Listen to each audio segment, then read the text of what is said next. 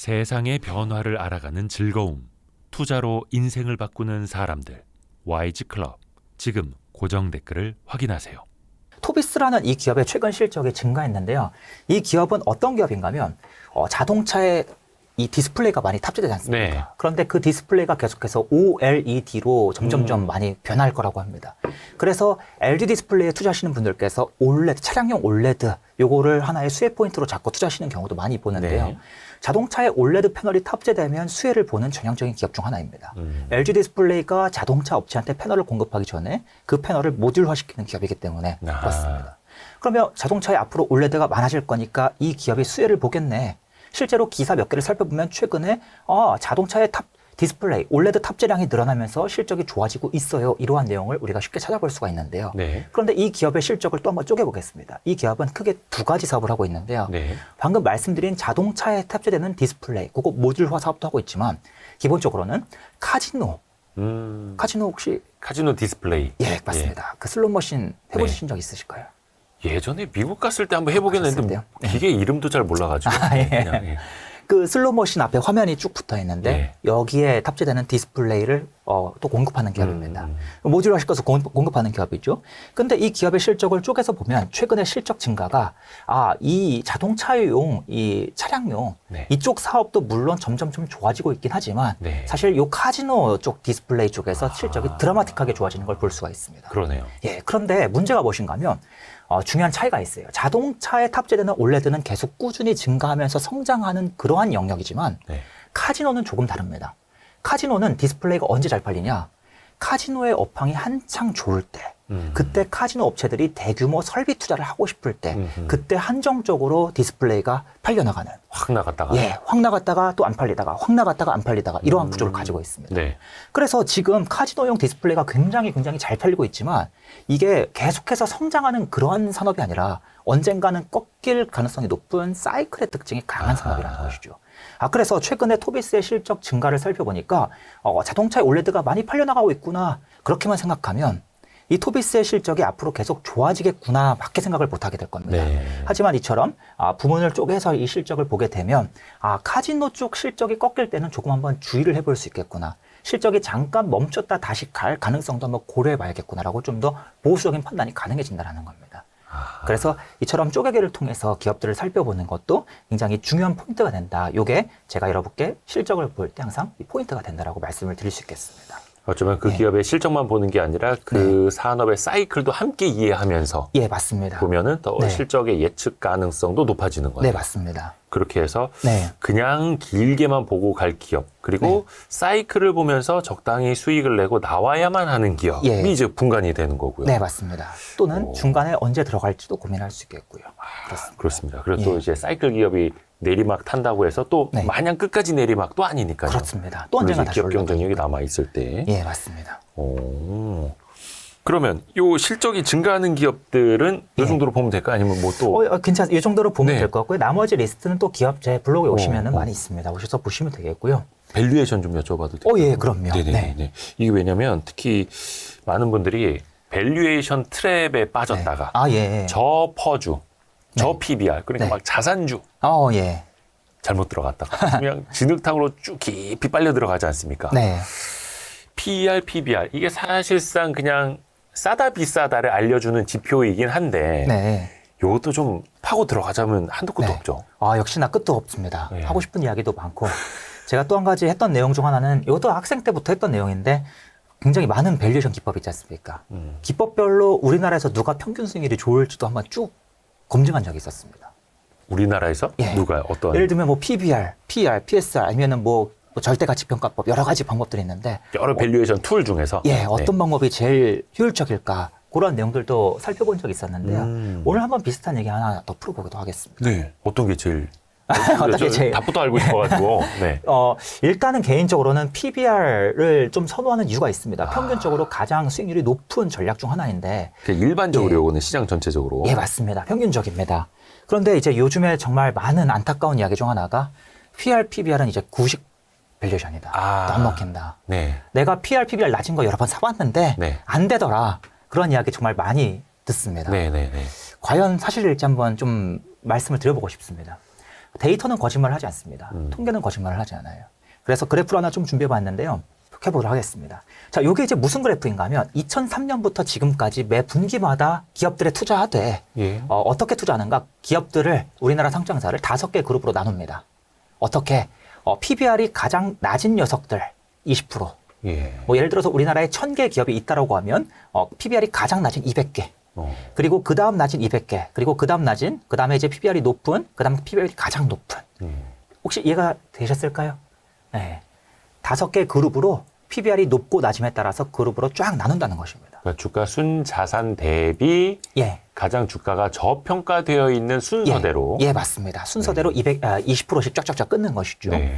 그리고 그 기업들을 투자했을 때, 각각 그룹별로 투자했을 때, 뭐 1개월, 3개월, 6개월, 9개월, 12개월, 24개월, 36개월 투자했을 때 평균적으로 누가 수익률이 제일 높은가? 굉장히 흥미롭게도 PBR이 가장 낮은 기업들이 평균적으로 무려 80%의 확률로 수익률이 가장 높았고요. 특히 그다음에 장기간 12개월까지 투자를 할 경우에. 예, 맞습니다.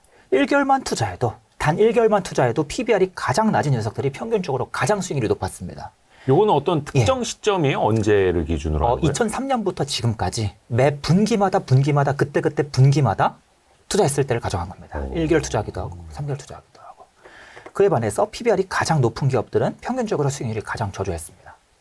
그럼 우리가 이 그래프를 보면 뭘 알 수 있는가? 확실히 PBR이 효용이 있다. 그런데 문제가 있습니다. 에이, 호돌이님, 멍치지 마요. 요즘에 2020년부터 바뀌었다고. 코로나 네. 때부터 바뀌었어. 2차전지가 훨씬 잘 갔잖아요. 비싼 그렇죠, 녀석들. 그렇죠. 성장주. PBR이고 맞습니다. 뭐고 그냥 뭐 막. 예. 예. 요즘은 성장의 시대잖아요. 막 그러신단 말이에요. 네네네. 그래서 제가 또 준비해 왔습니다. 다음 페이지 넘어가면요. 네. 요게 바로 그러면 그 다음은요? 그런데요.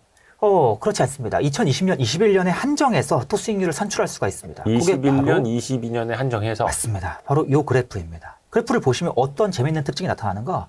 한창 고평가 기업들이 2차전지 같은 성장주들이 막 올랐을 것 같은 그 시기에도 예. 막상 PBR이 가장 낮은 기업들이 평균적으로 가장 높은 수익률을 기록했습니다. 아니, 내 상식이랑 다른데 근데 데이터는 거짓말을 하지 않습니다. 실제로 제가 당시에 2차전지 외에도 제가 2차전지도 많이 투자했었고 또 글도 많이 올렸습니다만 2차전지 말고도 저평가 기업 중에 투자할 만한 기업 정말 많았고요. 네. 그 기업들이 무럭무럭 오르는 모습 정말 많이 봤었거든요. 그래서 내가 생각하기 2차전지 같은 성장주만 고퍼주만 많이 갖는 데로 생각하시면 안 됩니다. 실제로 우리나라에 2,500개나 되는 굉장히 다양한 기업들이 있기 때문에 그 기업들의 평균적인 수익률을 보면 진짜로 이 PBR, PR 낮은 기업들이 정말 많이 갔다는 데이터가 여러 가지로 나타난다는 것입니다. 시가총액이 높은 기업들뿐만 아니라 시가총액이 낮은 기업들까지 모두 포함하면 역시나 같은 결과가 나옵니다. 가장 저평가 기업들이 꾸준히 많이 올랐고 과거에 저 PBR, 저 PR, 저 PCR, PSR 이런 기업들의 평균 수익률이 높았던 게 지금도 꾸준히 이어지고 있다. 이어지고 있다. 참고로 데이비드 드레먼이라는 투자자의 책을 보시면 그 이유가 나옵니다. 앞으로도 1000년, 5000년 계속해서 가장 PBR, PR, PSR, PCR이 낮은 기업이 가장 높은 수익률을 줄 수밖에 없는 이유가 책에 무려 200페이지 이상에 걸쳐서 나와요. 근데 그 200페이지 내용을 딱 한 단어로 요약하면 바로 이겁니다. 심리. 인간의 심리는 변하지 않는다는 것입니다. 아무튼 그래서 제가 드리고 싶은 말씀은 PBR, PR 뭐 이러한 밸류에이션 지표는 절대로 죽지 않았다. 계속해서 가는 지표이다. 이거를 데이터로 일단 믿음을 가지시라. 아니면 이 데이터를 자꾸 보지 않으시면 이 데이터를 내가 안 보고 자꾸 투자하면 자꾸 휩쓸리기 마련입니다. 휩쓸리기 마련입니다. 그래서 우리는 승률이 높은 영역에서 놀면 좋겠다. 그럼 이쯤에서 항상 질문을 주십니다. 어떠니? 근데요. 나는 이상하게 저 PBR주 사면, 저 퍼주 사면 항상 수익률이 안 좋던데요. 항상 수익률이 안 좋던데. 네. 그 이유가 무엇인가 하면 지금 여기 이 기업들이 PBR이 가장 낮은 기업들이 한 개가 아니라 여러 개죠.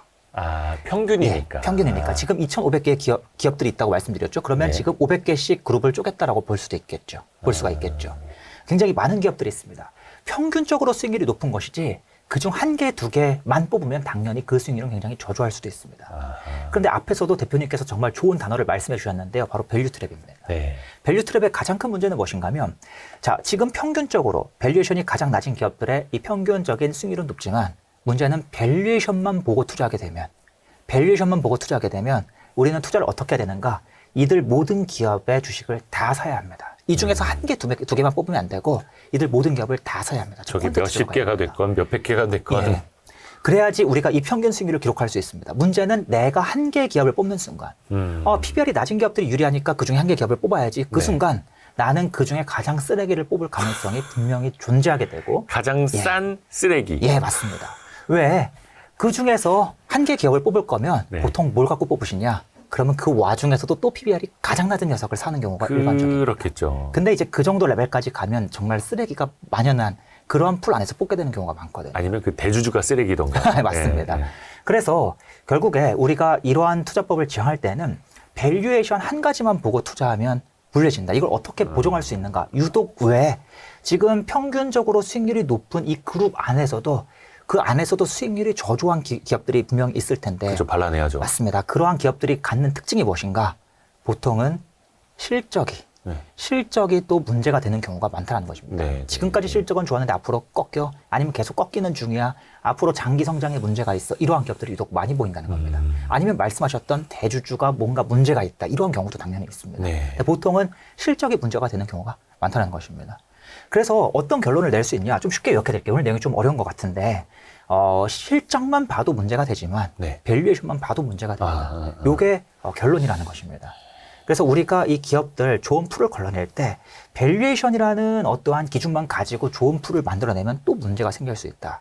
그래서 이왕이면 실적 밸류에이션이라는 걸 같이 쓰는 그런 방식이 도움이 될 수 있다. 그런데 우리가 실적을 볼 때는 앞에서 실수하시는 유형이 있어요. 최근에 증가율 둔화되지 않는지 이런 것 쪽 확인하셔서 잘 걸러내시고 또 우리가 실적을 보실 때 좋은지 안 좋은지 잘 모르겠어. 그럼 실적을 또 한번 쪼개서 보시고 이런 관점으로 보시면 도움이 된다라고 좀 말씀을 드려볼 수가 있겠습니다. 예. 실적만 봐도 안 되고 밸류에이션만 봐도 안 되고 맞습니다. 모든 걸 종합적으로 봐야 한다. 네, 맞습니다. 더 어려워집니다. 더 어려운 것 같죠. 네, 실제로는 저희가 물론 투자는 예. 어려운 겁니다. 원래 어려운 겁니다. 예. 네. 저희가 실제로는 이 두 가지 기준을 섞는 게 막 아주 어렵진 않습니다. 좀 이 시간이 좀 더 넉넉하다면 좀 요거까지 말씀을 드리고 싶었는데 아쉽게도 오늘 이 촬영이 1시간으로 좀 약속이 되어 있다 보니까 내용들을 추리는 과정에서 아니 왜냐면 그러면 이제 저를 탓하실 수 있잖아요. 와이스트리트 예. 시간 열어주는데 솔직히 이거 예. 호드리님 네. 기본 하면 7시간 9시간입니다, 여러분. 좀 아시죠? 예, 한 번이라도 들어보신 분들은 아실 겁니다. 그래서 실적은 좋은데 밸류는 싼데 이거 뭐 네. 어떻게 설명할 방법이 없네. 이런 분들도 계십니다만 예. 그건 우리가 한번 날 잡아서 설명을 하는 걸로. 예. 그래서 좀 쉽게 한번 요약을 드리자면 예. 실적이 증가하는 기업들이 좋은 건 뭐 누구나 알고 계실 겁니다. 이거 모르시는 분 아마 안 계시겠죠. 예. 근데 이제 증가하되 앞에서 말씀드렸던 증가율이 그렇죠. 둔화되는 기업 잘 쳐내시고요. 그리고 실적만 보지 마시고 밸류에이션을 함께 보시면 그 기업의 풀이 확연히 줄어듭니다. 줄어드는 풀 안에서는 여러분께서 좀 좋은 종목을 찾기 상대적으로 수월해집니다. 왜냐하면 내가 볼 기업의 수가 줄어들기 때문에 그래서 좀 두 가지를 섞어서 보는 게 핵심이다라고 좀 함께 결론을 내려볼 수가 있겠습니다. 네. 네, 여기까지 딱 들으신 분들은 네. 와, 저거 보니까 난 주식 투자 못하겠다. 이런 분들 계실 수도 있어요. 네. 뭐가 이렇게 복잡하고 어려워. 네. 근데 사실 워런 버핏도 이야기를 하셨습니다만 원래 어려운 겁니다. 그렇죠. 이게 사실 네. 돈으로 돈을 번다라는 게 어디 그냥 도박판 가서 이렇게 하는 것 그건 말 그대로 도박이고 네. 투자를 한다라는 건 정말로 어려운 거죠. 네, 예, 맞습니다. 다만 이제 그걸 좀 길잡이가 되어줄 수 있는 분들이 좀 네. 있다면 네. 도움을 좀 받을 수 있는 거고요. 예. 좀 죄송스러운 말씀은 제가 이러한 주제를 가지고 유튜브 채널에 출연한 게 처음인데 그래요? 아무래도 좀 처음이다 보니까 저도 좀, 그래서 그냥 예. 반도체만 아는 사람인 줄 알았는데 그게 아니라고. 약간 좀 더 내용을 축약하고 매끄럽게 준비했으면 좋았을 텐데 저도 아무래도 좀 너무 늘어진 감이 있는데요. 또 초대해 주시면 또 많은 말씀 드리겠습니다. 야, 벌써 1시간이 훌쩍 넘었네. 예. 그러니까 사실 저도 네. 그냥 호돌이님 하면 반도체 전문가, 또 예. 반도체 박사. 예, 맞습니다. 네. 그래서 기술 쪽 잘하시는 분이라고 생각을 했는데 오히려 애초에 그러니까 반도체 강의 시작하기 전에 네. 이런 재무제표, 손익계산을 바탕으로 투자하는 네. 방법을 네. 먼저 쓰시고 예. 그걸로 먼저 강의하셨다면서요? 예, 맞습니다. 제가 그 투자 블로그를 하고 이제 좀 지나서 구독자분들께서 요청을 주셔서 처음 시작했던 강의가 사실 반도체 강의가 아니었고 요 내용들을 좀 더 구체화한 그런 내용들이었습니다. 그래서 우리가 실적을 어떻게 좀 보면 좋을지 플러스 밸류에이션도 같이 봐야 하는데 이걸 어떻게 좀 같이 보면 좋을지 그런 내용이었는데 예. 아무쪼록 요즘에는 좀 반도체로 제가 저렇게 이름을 알게 된 것 같습니다만 좀 이러한 노하우들을 제가 블로그에도 많이 소개를 했었기 때문에 좀 들어와서 함께 보시면 더 도움을 받아가실 수 있겠습니다. 그래서 오늘 말씀드린 내용이 아직 좀 결론이 완전하지 않다고 느끼실 수도 있고 뭔가 얘기하다가 뭐 여러 가지 방법들이 있는데 왜 그중 하나만 얘기하냐 이렇게 들리실 수도 있을 것 같은데요. 우선 다음번에 또 와이스트릿에서 제가 여러 가지 말씀드릴 기회가 있을 텐데 그 전까지는 제 블로그에 오시면은 제가 매 실적 시즌마다 오늘 말씀드린 내용들을 좀 쭉 푸는 글들을 계속 주기적으로 올리고 거기에 더해서 뭔가 실적이나 밸류에이션 이러한 조건들을 만족하는 기업들을 또 리스트를 따로 추려서 앞에서 말씀드리길 우리가 풀을 만들고 그 풀 안에서 이 좋은 기업들, 상대적으로 평점 4점, 4.5점이 넘는 기업들을 보는 게 중요하다고 말씀드렸는데 그러한 기업들을 또 리스트를 추려가지고 또 올려드립니다. 또 최근에는 제가 텔레그램에서도 이런 리스트를 계속 실적 시즌에 공유를 드리고 있는데요. 이러한 내용들을 오셔서 봐주세요. 라고 말씀드리는 부분도 있지만 오셔서 보시다 보면 자연스럽게 이런 관점으로 보면 좀 다르게 볼 수 있겠구나라고 자연스럽게 느끼실 수 있을 겁니다. 그래서 오늘 원래 처음에 이제 제안 주셨던 내용 중 하나가 무엇이 있었냐면 제가 이제 블로그에 실적 관련된 글들을 많이 올려드리고 또 와이즈 클럽에도 그 글을 또 공유해 주시는 걸로 알고 있는데 이러한 글을 어떻게 해석하면 좋을지 어떤 관점으로 보면 좋을지도 함께 얘기를 섞어주세요라고 말씀을 주셨었습니다. 그래서 오늘 모든 결론을 다 내진 못했지만 블로그에 오셔서 좀 글 몇 가지를 함께 보시면 좀 감이 잡히실 것이다라고 함께 좀 결론을 함께 전해드리도록 하겠습니다. 감사합니다. 감사합니다. 우리 친절한 호돌이님. 혹시 MBTI가 뭐예요? ESTFP입니다. ESTFP입니다. 뭐 이렇게 T도 길어? 나오고 F도 나오고 주식할 땐 T고요. 해서 저희가 호돌이님하고 뭐 기존에 또 저희는 반도체 강의를 기초편, 심화편을 같이 했기 때문에 지금도 연락이 오세요. 오늘도 이메일이 왔는데 어떤 분이 호돌이님 강의를 못 들었는데 지금이라도 좀 다시 보기 볼 수 있는 방법 없느냐인데 너무 죄송하게도 여러 또 시스템적인 일이 또 있기 때문에 그렇죠. 그거는 이제 그 시즌이 또 와야만 저희가 또 한 번 또 준비를 할 수가 있겠고 이번에는 기업의 실적과 밸류를 가지고 투자하는 방법도 한번 배워보는 기회를 한번 만들어 보겠습니다. 알겠습니다. 고정 댓글 확인해 주세요. 고정 댓글. 만약에 없으면 무산된 겁니다. 알겠습니다. 우리 호돌이님, 우황재 작가님 너무 감사드립니다. 감사합니다. 고맙습니다. 감사합니다. 고생하셨습니다. 고생하셨습니다. 고생.